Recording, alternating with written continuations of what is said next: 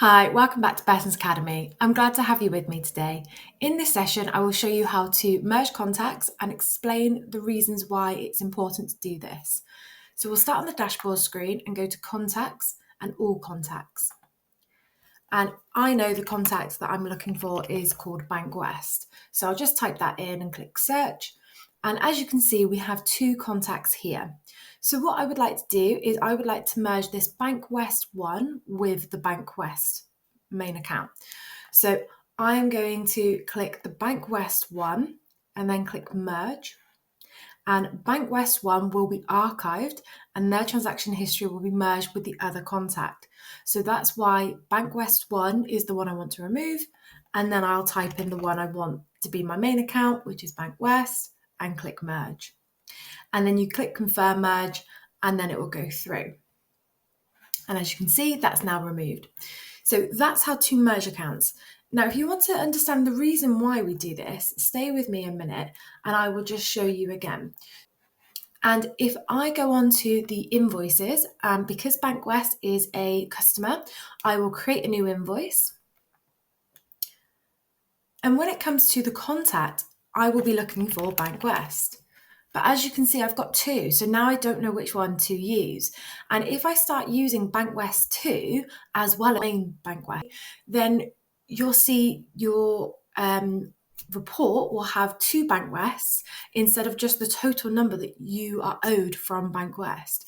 And therefore your report could be wrong, your limit that you've offered is then also incorrect, and you might then start offering them more money to spend against you before you start asking for that back, because again your credit limit might be 30 days unless you go over, say, 5,000 or something. So it's really important for that reason.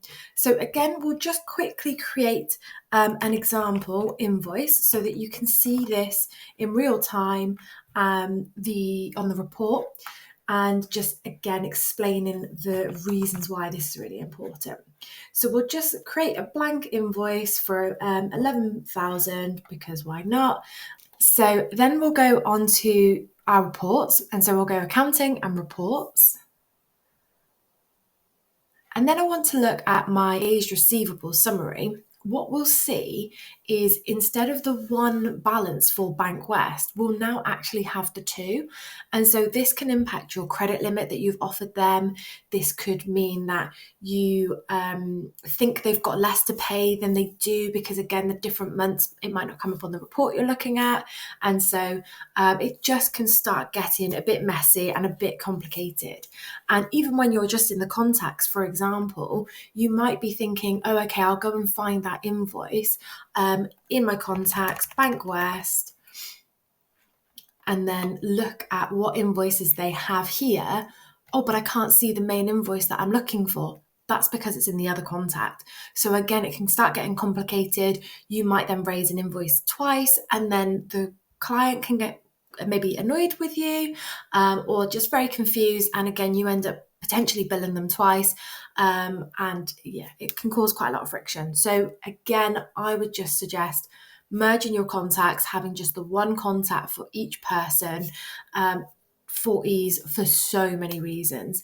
And also, if you have updated information for this client, you know that this is the most up-to-date information rather than this is the one that's out of date because it's the wrong address, or for instance, the wrong phone number.